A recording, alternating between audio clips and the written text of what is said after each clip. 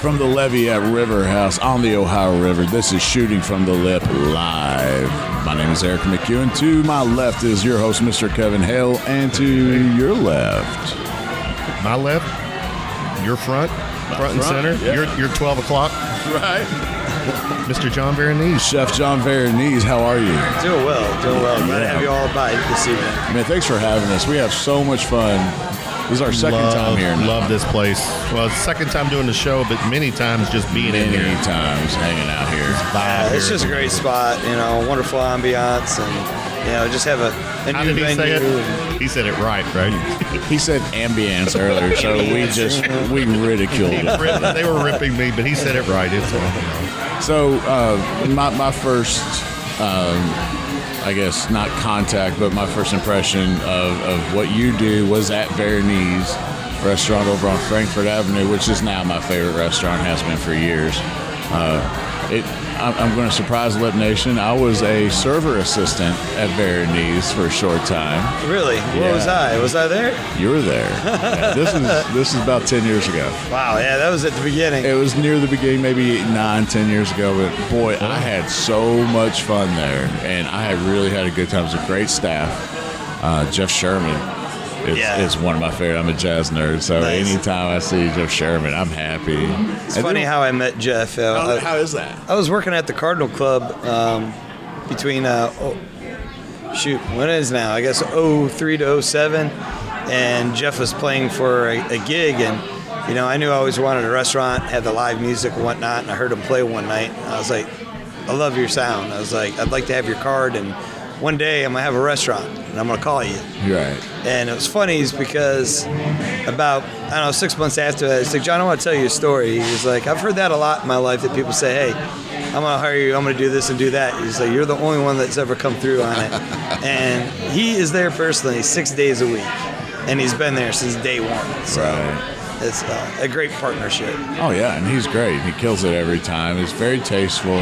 It's not necessarily background noise, because that's the worst thing a musician wants to hear, but it's definitely something that you're going to turn your head a couple times. Like, good grief, this guy's incredible. Yeah, he is. Yeah. He is. But it doesn't. But it's not like he's shredding. He's not Hendrix. No. At all. So that's awesome. It's a great vibe over there at Varanese. You need to go. Frankfurt. I've not been to that one. I used to go on Mondays for flambe. They made me switch it up. They're doing $5 martinis on Mondays now, so that's not a bad deal. But yeah, it's a total different atmosphere. It's that quaint little neighborhood place. It used to be built as a golf station in 1956, so it's kind of come a long ways. We still have the garage doors in there, and then opening out to that Four Seasons patio, and people were still like, was this a car dealership? Because all the glass up front. Like, filling station, yes. But that's still, even with the River House and the Levee, Varanese is still going strong. Oh, yeah. I have a lot of patrons, there. We've built up a great clientele over 10 years, and, still persists to be people's favorites and one of the top restaurants in town. By far. And then your entrepreneurial spirit, I think, might have taken hold of you. Correct me if I'm wrong. And now we have the River House and we have Levee. Yeah, funny part is when I was on the search to do my own thing after I left Azalea, they brought me to town originally. I'm from Cleveland and trained in Charleston, South Carolina, and that was my first executive chef opportunity. And after I left there, I was kind of on my journey to start building business plans and concepts and find out what it really took to open a restaurant. And I actually found River House in 2001, probably about the spring of 2001. Really? Yeah, I had another restaurant tour. I was looking to kind of possibly partner up, and he passed on it, said he had another concept he was looking at, and he came back to me a couple months later, said, hey, I got a closing on that property you're looking at. And I was like, are you kidding me? It's like, no. He was like, I love your concept. I love your name. We'll bring you in. I'll pay you $50,000 a year, give you 10%.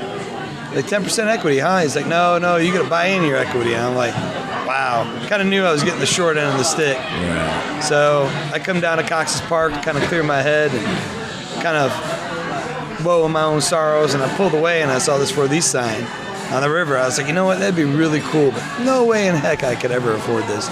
So I drove away, and again, just talking in my head, I'm like, what do you got nothing better to do right now. Turn your butt around and go talk to him. So I did. And I found out, how feasible it was. I was like, there's no way I'd not be able to now try to get investment to do something on the river. And I called up the guy that gave me that offer. I was like, something else just dropped in my lap. I might have to pass on that. So it was August of 01. I actually had an intent to lease sign. I had some money behind me, and then September 11th happened. So that kind of pulled everything back, and I went at it for 4 years. I'd stop, and get crushed, and saying, hey, this is not going to happen, and then I'd try another angle, talk to other lenders, always networking and whatnot, and then Varanese's property came available in 05, and I came back to my landlord. I was like, hey, I really want to do something here, but if you can't make it happen, I'm going to have to go to Frankfurt Avenue. And he's like, well, I guess the time is not right. So I opened up Frankfurt Avenue in 07 in August, and then right after that into a recession. So always heck of challenges. And about after 6 years, Varanese opened. I went to my bank and said, hey, you want to do this project on the river? It's a lease. I'm like, sure. Well, after I got all my ducks lined up in a row, I went back to him and said, hey, I'm ready to go with this. He's like, well, we want to structure this a little differently, and we want more money now. So at that point, had to go look for an investment team. So another year later. So finally, in 2016, 15 years later, after my original journey of finding this property. So talking about entrepreneurial, I took that to another level. And actually, I'm stubborn. I don't like the word no. It's not in my vocabulary. I get upset when I hear no. I'm sure nobody in your kitchen ever says that either, right? No. They don't last very long if they do. In her kitchen. So, we talked briefly about Kentucky, and obviously, Kentucky's a farming spirit. It was founded from a farming type spirit, and there's a lot of good farms in here. What do you do to help keep Kentucky proud? Right. A lot of it too is when tobacco started phasing out, all these farmers had to find other things to get into, even to aquaculture, doing farm raised fish and shrimp. But the first time I got the sense of Kentucky farms, I had a couple farmers that used to visit me at Azalea. One was Dorothy Gettlefinger out of Starlight, Indiana. Another one was Carol and Bruce Friedman, and they were down by Glasgow. And just seeing how proud they were of their produce. I mean, they wouldn't bring me anything that even had a blemish on it. Mm-hmm. It was all perfect size, picked right. Carol out of Glasgow, she would grow me all the petite little vegetables and petite little greens and just all the, the one-offs that you're not finding anywhere in the store. And the cares that they used to take it, and I knew they were like organic. And I asked Carol one day, I was like, well, how do you do the pest control? She's like, I squeeze it with my fingers. If that's not organic, I don't know what it is. But I mean, just to find the love and the pride behind what they do, and there's only so much a chef could do. It's the ingredient that comes on the plate. So when it starts off being the best possible product, and then in my hands to create the rest of it, it makes my job a lot easier, and I think people's appreciation for my cuisine even more. So. Well, I mean, there's a lot of appreciation for your cuisine, definitely. And check this out, Eric. I have to throw this. This is my ex-wife. I gave my ex-wife a heads up because you told me that she loved. My ex-wife, I was like, I've got John Varanese here at the Levee, and she's like, I love him so much. Just saw him at Williamette wine dinner, super tan from being in Naples. Naples? Yeah, that was a couple weeks ago. That doesn't suck. No, I have a boys' ski trip I do every year, so I had to make up on the other part for the wife. So it's like, we'll go hang out on the beach for a couple days, and luckily got some nice weather down there. Yeah, nice. So cool. Now it's time to work. Right. So you brought up here. There's some. We're right on the river. There's some good land. You do a little farming yourself, right? Is that right? Yeah, I kind of got into it when I was out at the Cardinal Club. I had all that space out there, and I grew 80 tomato plants. Probably had 14 different varieties, and I had an herb garden there. And the members get a kick out of it because they see me drive my golf cart down there, and I had the back basket where you put the clubs and stuff full of tomatoes, always wondering where I got them. So Varanese, my neighbor Danny at Divinity Catering, has a little backyard that she hate keeping up with. I was like, hey, you mind if I plant a garden back here? She goes, as long as you maintain it, you can do what you want. So we kind of started that, and then here at the River House, when we put our second tier patio, I had a planter in between. I'm like, people are like, oh, what kind of landscaping are you going to put in there? I was like, why do I want landscaping that I got to keep up with?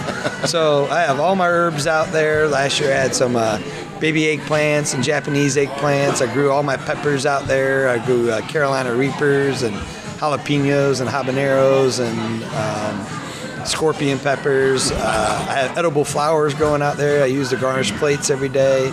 I got a little chive and scallion bed out there. So it's nice to go out there and just kind of pick fresh stuff. I didn't buy any basil last year. Had all those plants, and I'd be clipping it and people all wondering what I'm doing. And the aroma is really, hitting the patio too. So it just adds to the experience and people seeing that, you're using, the freshest ingredients. Well, obviously it's fiscally responsible. It's obviously Kentucky proud. It's right here, on the river, on the Ohio River. And so you're saying that we can walk out to the patio and see what you're growing out there? Well, not yet. It's actually, but we're getting there. I got my seedlings back in the kitchen, all on a back table right now.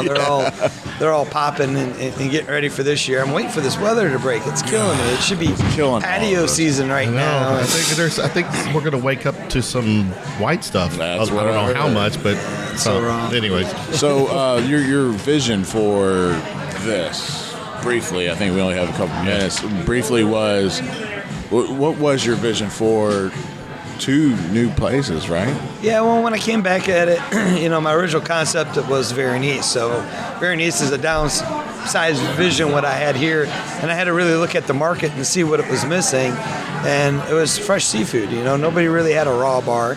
I have all these UPS here is the main hub. I'll talk to Honolulu at noon my time, at 6 a.m. their time. They're just getting everything in from the auction, and I have it by noon the next day. Wow. Nobody's taking advantage of this. I have a fishmonger out of Florida. He calls me up, hey, I'm on these boats, small catch, small dock. What do you want? Bringing me fresh seafood up a couple times a week. The oysters over there. So I really wanted to bring from my Charleston roots of creating, that southern fit in with Kentucky. And another thing, I look at some of the local competition and where they didn't really succeed in is trying to serve 600 seats out of one kitchen. So that's why I wanted to create Levee to have a different market and clientele. So, this menu is created more as a gastropub, and then, of course, the live entertainment. Who doesn't want to be entertained and that's out here? We have a 8,000 square foot patio with 5 fire pits, 2 outdoor bars. Amazing. And probably a couple acres out front with, some Adirondack chairs and a wood burning fire pit and 8 boat slips. It's just a wonderful atmosphere. You just want to really just come and hang outside. The boat slips. It's so baller. I had to say that word. It really is.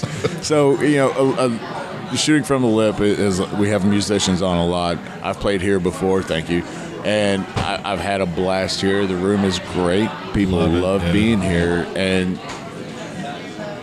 the acts that you're getting here are the top-notch acts here in Louisville. And they want to play here.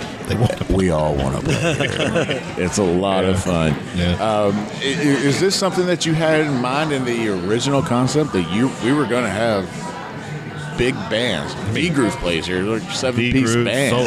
So, it's all the heavy players play here. It kind of evolved into, originally the thought process was kind of blues, jazzy, loungy, kind of sophisticated, more around the food. And even though the food's supported, it's evolved more around the music and people coming here and having fun and dancing and having a good time. And I love just obviously supporting the local musicians and been supporting local jazz for almost 11 years now. And, it's just great to continue that. And, I love to have it here too. It's like, one thing I kid about is like, don't have to worry about leaving work to go and enjoy myself because I have you work different and music entertain. Yeah, every day. It's like, hey, I'm under the paying same for a roof. band. I have my own band Are you playing back for me. there tapping your foot while you're, doing your thing? A little bit. I tell you, I know on the weekends when 9 o'clock starts, and I can hear that bass thumping through my kitchen.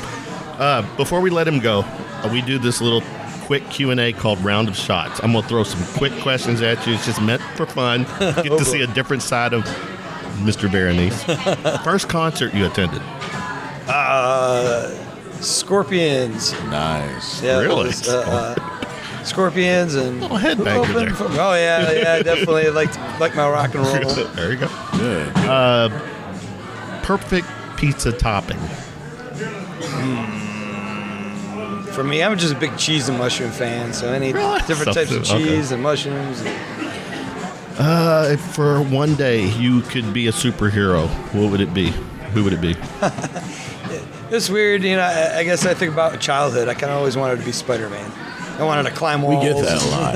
Really? Yeah. The whole web thing? Or the whole one piece?